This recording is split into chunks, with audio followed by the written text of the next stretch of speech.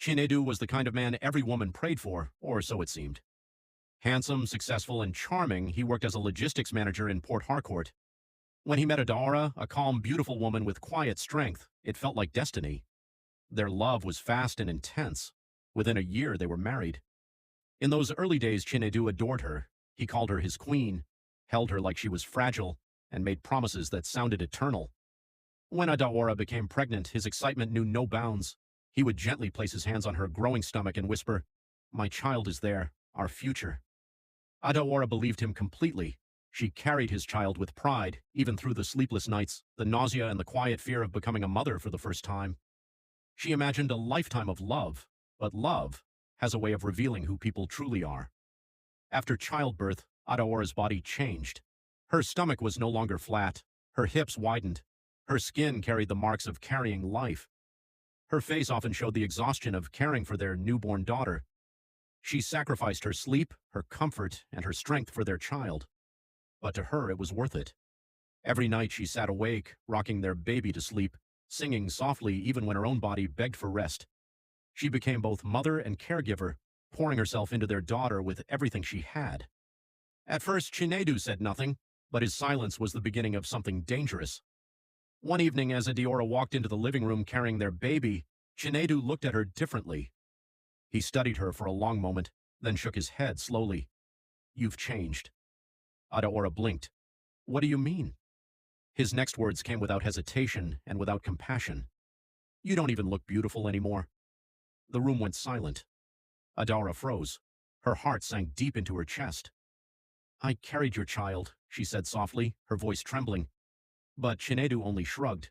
"That's not my problem. You should still take care of yourself." From that moment, something inside Adaora broke, and something inside Chinedu grew colder. His words became sharper with time. "You've let yourself go.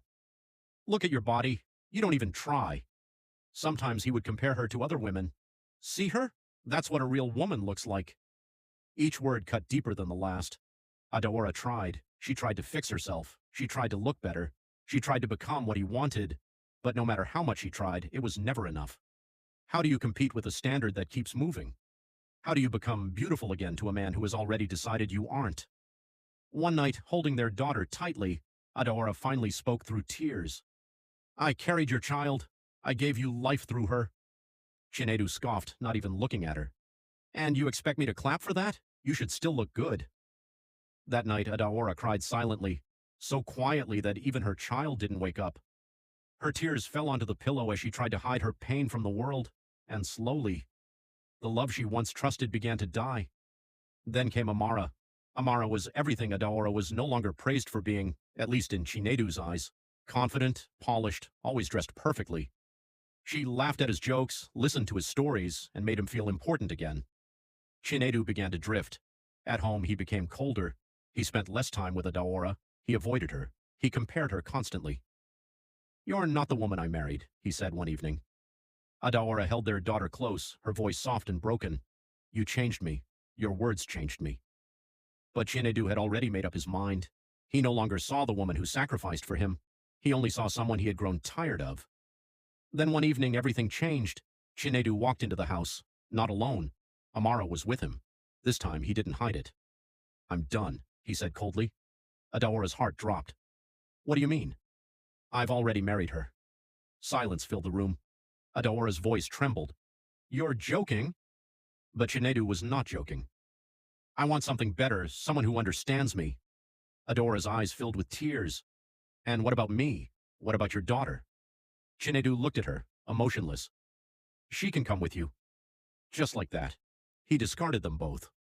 That night, Adaora packed her belongings with shaking hands. She held her daughter close, her heart breaking with every item she placed in the bag. The same child he once celebrated was now something he was willing to give away without hesitation. As she stepped out of the house, her tears fell silently. "This is not your end," she whispered to herself as she walked away from the life she once knew.